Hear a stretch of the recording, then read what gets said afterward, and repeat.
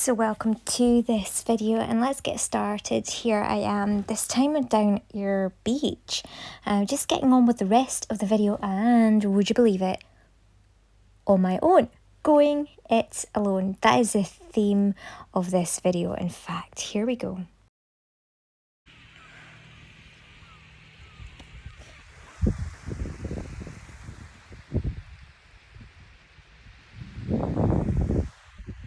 Okay, I love to see geese or ducks when they're doing their flying V's.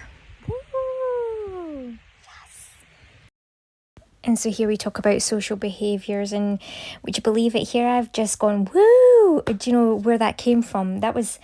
This is about, talking about how we're connected, how we do little things that remind us of each other. This actually happened to me, thank you, when I was actually leaving the house earlier. This woman and her friend that she was with, this guy, she was like, woo! And she just looked at me and I was like, okay, I'll take that as a compliment. So that was probably where that was, like in the back of my head, and why I was doing that during this video. Let's get back to it. But that was one. Oh yeah, and it's still up there. I think it's a goose and it's still flying. It's flying past the sun now. She's just having a little bit of flight, a little bit of fun possibly. Okay, so doing things on our own. Going it alone, we're never really alone. Now remember, I met up with someone that I don't know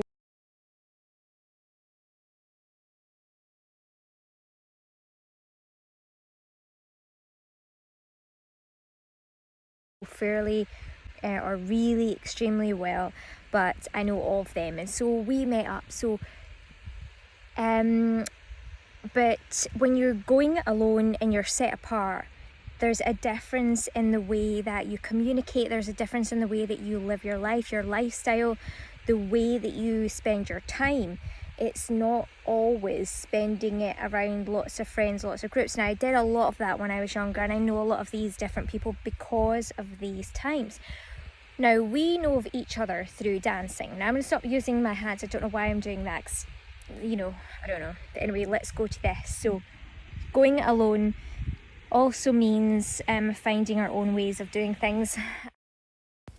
So yeah, and he's also not just been at dancing, but he has helped out in projects that I have had in the past as well, and something during the pandemic too. So yes, but obviously even still at that, there's still so much more we have to learn about each other as well. Let's get back to it. So I was saying, when you go alone, you're on a personal trajectory for you. So it's like, for example, when I was talking with my hands and I realized I didn't like doing that, why was I doing that, and I stopped. I'm not saying everyone should stop doing that. I'm not saying that I'm going to completely stop doing it. I just about did it there again. I'm just saying it's a personal thing that I have realized. And what seems to happen is that everybody follows on doing whatever I'm going to be doing anyway. It just happens, but we're all like that. There we go. We're all interconnected. So some of these things, like, I'm going to do it again just for fun, like even doing that, it's probably because we pick that up from each other, or we want to utilize our hands to give extra explanation. It's all communication, it's all social, isn't it? Social behaviors. Now, going it alone, we're never completely going it alone. We're always with and in Christ. So I have come down this particular part of the beach, so I have got good or better or best sound quality that I could possibly have.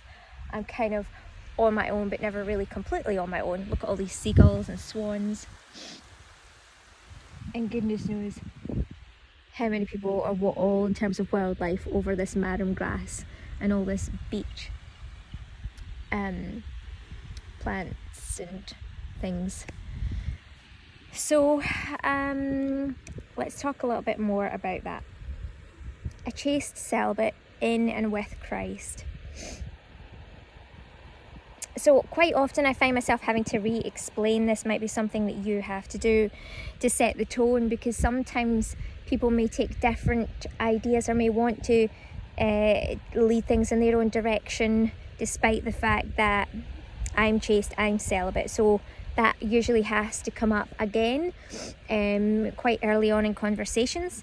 Yes, chaste and celibate, pure friendships, and that's all. And so it's getting everything across right then and there. Sometimes it's not going to be appropriate to say that. It's just going to be obvious to those people or to that person.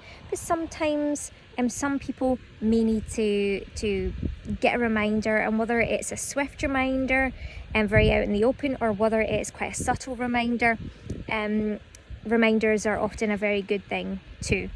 Now,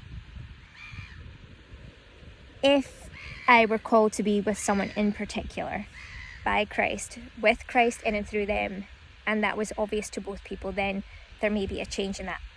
However, at this time, I am doing my own thing in and with Christ.